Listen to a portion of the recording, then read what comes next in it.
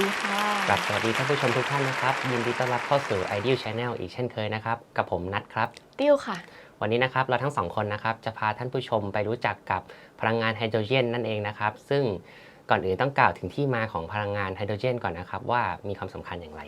ค่ะซึ่งที่มาของไฮโดรเจนนะคะต้องย้อนกลับไปที่เรื่องของที่มาของโลกร้อนก่อนค่ะซึ่งในปัจจุบันนั้นเทรนด์เรื่องปัญหาสภาวะโลกร้อนนั้นเป็นที่ตระหนักอย่างมากในทุกประเทศทั่วโลกซึ่งสาเหตุหลักเลยมาจากการปล่อยก๊าซเรือนกระจกจากหลายภาคส่วนไม่ว่าจะเป็นอุตสาหกรรมพลังงานการผลิตต่างๆการขนส่งการบุกรุกพื้นที่ป่าไม้เพื่อทำเกษตรกรรมหรือปศุสัตว์เหล่านี้ล้วนส่งผลกระทบต่อสภาพแวดล้อมเป็นอย่างมากค่ะ ซึ่งในวันนี้นะคะเราก็จะพาท่านผู้ชมไปรู้จักกับพลังงานไฮโดรเจนที่ได้ชื่อว่าเป็นพลังงานสะอาดซึ่งจะสามารถเป็นทางออกให้กับเราในอนาคตได้หรือไม่หรืออย่างไรก่อนอื่นจะต้องขอทราบที่มาของไฮโดรเจนกันสักนิดก่อนนะคะพี่นัทว่าเป็นอย่างไรคะที่มาของพลังงานไฮโดรเจนนะครับพลังงานไฮโดรเจนนั้นถือเป็นแหล่งพลังงานในอนาคตนะครับที่จะช่วยเพิ่มประสิทธิภาพทางพลังงานลดการใช้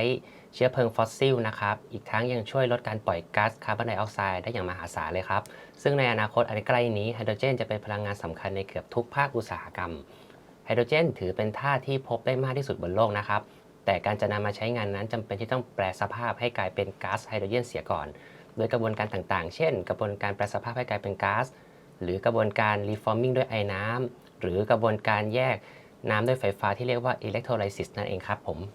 โดยปัจจุบันไฮโดรเจนสามารถถูกผลิตได้ด้วยวัตถุดิบหลากหลายชนิดนะครับเช่นน้ำก๊าซธรรมชาติน้ำมันหรือเชื้อเพลิงฟอสซิลอื่นๆเป็นต้นโดยแต่ละชนิดจะมีการปล่อยก๊าซคาร์บอนไดออกไซด์ในกระบวนการผลิตที่แตกต่างกันนะครับขึ้นอยู่กับว่าการเผาไหม้สมบูรณ์หรือไม่นั่นเองครับด้วยเหตุนี้เองจึงมีการใช้สีหลากหลายสีนะครับเพื่ออธิบายถึงความสมบูรณ์ของระดับการเผาไหม้ แต่เพื่อให้เกิดประโยชน์สูงสุดต่อสิ่งแวดล้อมนะครับพลังงานไฮโดรเจนควรที่จะต้องผลิตจากแหล่งพลังงานที่สะอาดโดยไม่มีการปล่อยก๊าซคาร์บอนไดออกไซด์ในกระบวนการผลิตครับแทนที่จะใช้เชื้อเพลิงฟอสซิลซึ่งเป็นวิธีมาตรฐานในปัจจุบันครับผมค่ะในส่วนของไฮโดรเจน3สีนะคะเริ่มจากไฮโดรเจนสีน้ำตาลเทาก่อนเป็นกระบวนการทำให้เป็นก๊าซ หรือ steam methane reforming ค่ะโดยใช้เชื้อเพลิงชนิดของพลังงานไฮโดรเจนไฮโดรคาร์บอนหรือฟอสซิลเช่นถ่านหินและก๊าซธรรมชาติเป็นต้นและจะได้สารผลิตภัณฑ์เป็นก๊าซไฮโดรเจนและคาร์บอนไดออกไซด์โดยปริมาณของก๊าซคาร์บอนไดออกไซด์ที่ถูกปล่อยออกมานั้นจะมีจำนวนเท่ากับก๊าซไฮโดรเจน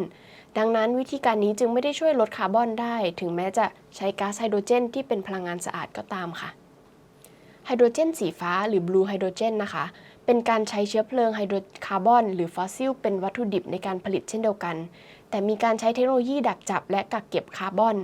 หรือ Carbon Capture and Storage Technology นะคะเพื่อดักจับก๊าซคาร์บอนไดออกไซด์ไว้แล้วอัดเก็บไว้ในใต้ดินในที่ที่มีความปลอดภัยหรือเอาไปผลิตเป็นเชื้อเพลิงหมุนเวียนรูปแบบอื่นๆได้ต่อไปด้วยค่ะ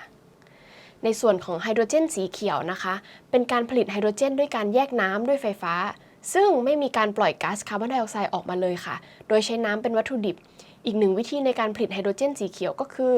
การใช้ชีวมวลหรือขยะอินทรีย์เป็นเชื้อเพลิงแทนถ่านหินในกระบวนการ gasification โดยกระบวนการนี้จะมีรอยเท้าคาร์บอนเป็นศูนย์เนื่องจากปริมาณก๊าซคาร์บอนไดออกไซด์ที่ต้นไม้ดูดไปใช้ในช่วงที่เติบโตนั้นจะมีค่าเท่ากับปริมาณคาร์บอนไดออกไซด์ที่ถูกปล่อยออกมาจากการเผาเพื่อผลิตไฮโดรเจนและหลังจากนั้นหากมีการใช้เทคโนโลยีดักจับ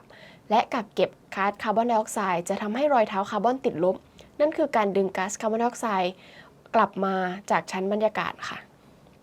ต่อไปนะคะเราจะมาดูกันว่าการใช้งานของก๊าซไฮโดรเจนเป็นอย่างไรค่ะโอเคครับการใช้งานนะครับก็จะมีได้หลากหลายวิธีนะครับแรกๆเลยนะครับก็คือการกลั่นน้ำมันปิโตรเลียมนั่นเองครับไฮโดรเจนถูกนำมาใช้ประโยชน์นะครับในการเปลี่ยนหรือปรับปรุงคุณภาพน้ำมันดิบเพื่อผลิตเป็นน้ำมันเชื้อเพลิงนะครับเช่นไฮโดรเจนซัลไฟด์ถูกนำมาเป็นสารตั้งต้นเพื่อกำจัดสารซัลเฟอร์ในน้ำมันนะครับซึ่งเป็นสารที่ก่อให้เกิดมลพิษทางอากาศเช่นฝนกรดครับ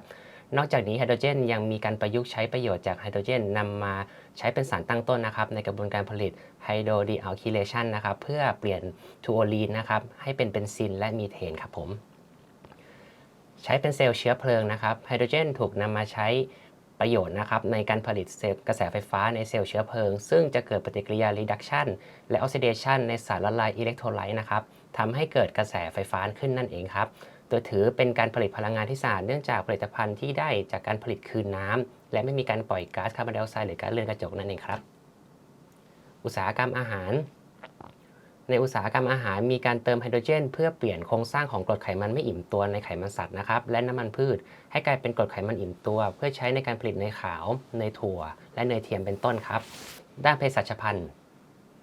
ในอุตสาหกรรมเภสัชพันธุ์นั้นได้ใช้ไฮโดรเจนเป็นสารตั้งต้นเพื่อผลิตโซบิโทลนะครับซึ่งเป็นน้ำตาลแอลกอฮอล์ซึ่งสามารถนำไปใช้ผลิตเครื่องสำอางวัสดุประสานและสารตึงผิวได้ครับอุตสาหกรรมโลหะนอกจากนี้ยังมีการใช้ประโยชน์จากไฮโดรเจนอย่างกว้างขวางในทางวิศวกรรมนะครับโดยใช้เป็นก๊าซป้องกันในการเชื่อมเช่นการผลิตสแตนเลสโดยปกติไฮโดรเจนจะถูกผสมกับอาร์กอนเพื่อใช้สำหรับการเชื่อมสแตนเลสนะครับนอกจากนี้ยังถูกใช้ในกระบวนการตัดโลหะต่างๆด้วยการบินและอวกาศไฮโดรเจนเป็นหนึ่งในพลังงานทางเลือกที่น่าสนใจสำหรับอุตสาหกรรมการบินและอวกาศเนื่องจากมีคุณสมบัติเฉพาะของก๊าซไฮโดรเจนคือน้ำหนักเบาและเป็นแหล่งพลังงานสะอาดซึ่งเซลล์เชื้อเพลิง2ชนิดนี้เป็นที่นิยมในอุตสาหกรรม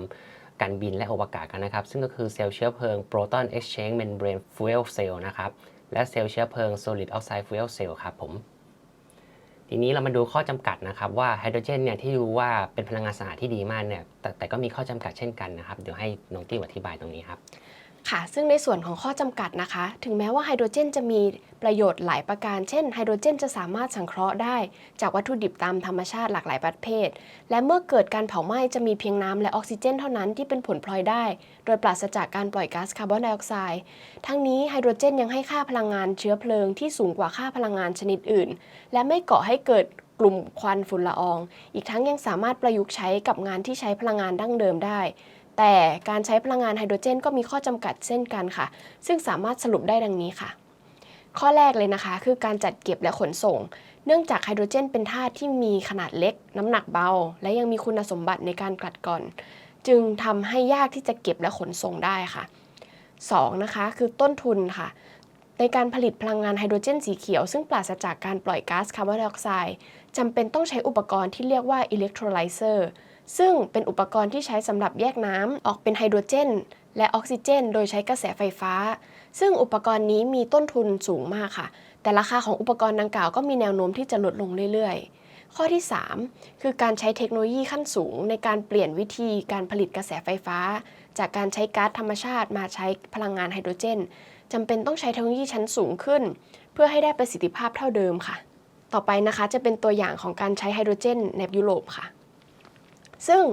ในประเทศเยอรมนีมีการกำหนดเป้าหมายในการลดก๊าซเรือนกระจกอย่างน้อย65%ภายในปีคริสตศักราช 2030 อย่างน้อย88%ภายในคริสตศักราช 2040 และลดลงเป็นศูนย์ภายในคริสตศักราช 2045 โดยได้ลงนามทำความเข้าใจใน Memorandum of Understanding ว่าด้วยเรื่องความร่วมมือด้านพลังงานไฮโดรเจนกับประเทศรัสเซียโดยทั้งสองฝ่ายได้วางแผนจัดทำโครงการนำร่องเกี่ยวกับการผลิตพลังงานไฮโดรเจนในรัสเซียและหากโครงการประสบความสำเร็จตามแผนนะคะพลังงานไฮโดรเจนที่ผลิตในรัสเซียจะถูกส่งผ่านท่อก๊าซ Ossi Pipeline Nord Stream 2 มายังประเทศเยอรมนีโดยที่รัฐบาลของประเทศเยอรมนีจะใช้งบจำนวน 2,000 ล้านยูโรที่ตั้งไว้เพื่อการนำเข้าพลังงานไฮโดรเจนจากประเทศต่างๆสำหรับดำเนินโครงการความร่วมมือกับรัสเซียด้วยค่ะและถัดมานะคะเป็นในส่วนของประเทศฝรั่งเศสค่ะซึ่งในปัจจุบันเริ่มมีหน่วยงานและบริษัทต่างๆในฝรั่งเศสที่เริ่มนำพลังงานไฮโดรเจนมาใช้กันแล้วยกตัวอย่างเช่นบริษัท Inapter ที่ได้นำเครื่องอิเล็กโทรไลเซอร์มาผลิตไฮโดรเจนเพื่อใช้เป็นแหล่งพลังงานให้แก่ที่พักบนเทือกเขาแอลป์ประเทศฝรั่งเศสเนื่องจากว่าในฤดูหนาวนะคะแผงโซลาร์เซลล์จะไม่สามารถผลิตพลังงานไฟฟ้าได้จึงต้องพึ่งพาพลังงานไฮโดรเจนที่ผลิตและกักเก็บไว้และถูกแปลงเป็นไฟฟ้าให้แก่ผู้เข้าพักโดยในฤดูร้อนนะคะพลังงานแสงอาทิตย์ส่วนเกินจะถูกกักเก็บไว้เป็นพลังงานไฮโดรเจนเพื่อใช้พลังงานในช่วงฤดูหนาวทั้งนี้นะคะไฮโดรเจนที่ผลิตได้จะถูกเก็บไว้ในอาคารขนาดเล็กแยกจากห้องพักเพื่อความปลอดภัยจากถังแรงดันบนพื้นที่ยอดเขาสูงค่ะถัดมานะครับจะเป็นของประเทศออสเตรียนะครับซึ่งบริษัทน้ำมันและก๊าซของออสเตรียที่เรียกว่า OMV นะครับและธนาคาร Communal Credit Austria นะครับได้ประกาศการร่วมลงทุนในการก่อสร้างโรงงานผลิตไฮโดรเจนสีเขียวแบบใช้กระบวนการแยกน้ำนะครับหรือที่เรียกว่า electrolysis ขนาดใหญ่ที่สุดของออสเตรียนะครับโรงงานดังกล่าวใช้งบประมาณในการลงทุนนะครับราวๆ25 ล้านยูโรโดยคาดการว่าจะสามารถเริ่มผลิตได้ในช่วงของครึ่งปีหลังในคริสตศักราช 2023 ซึ่งคาดว่าจะผลิตไฮโดรเจนสีเขียวนะครับได้มากถึง 1,500 เมตริกตันต่อปีซึ่งจะถูกนำไปใช้ในกระบวนการ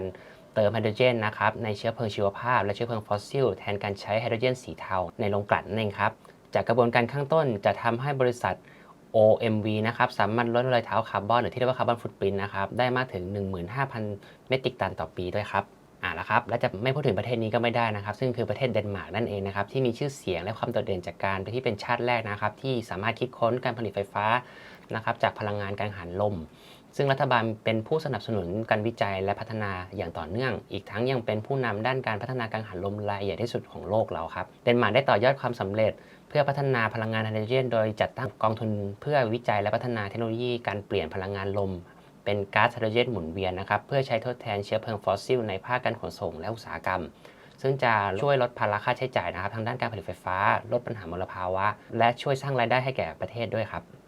นอกจากนี้เดนมาร์กยังมีบริษัทออสเตรดซึ่งเป็นบริษัทด้านพลังงานนะครับที่มุ่งเน้นพัฒนาโรงผลิตไฮโดรเจนหมุนเวียนในหลาย ๆ ประเทศทั่วโลกนะครับไม่ว่าจะเป็นเบลเยียมเนเธอร์แลนด์เกาหลีใต้อีกทั้งยังเข้าไปมีส่วนร่วมในโครงการไฮโดรเจนสีเขียวของประเทศเยอรมนีและสหราชอาณาจักรด้วยครับค่ะซึ่งในคลิปถัดไปนะคะเราก็จะมาพูดถึงผลพลอยได้ทางการเกษตรซึ่งก็คือชั้นอ้อยนั่นเองค่ะว่าจะสามารถนำมาผลิตเป็นไฮโดรเจนได้อย่างไรนะคะได้เลยครับสำหรับวันนี้นะครับพวกเราทั้งสองคนนะครับขอลาท่านผู้ชมไปก่อนนะครับแล้วพบกันใหม่ในคลิปถัดไปนะครับผมสวัสดีครับสวัสดีค่ะ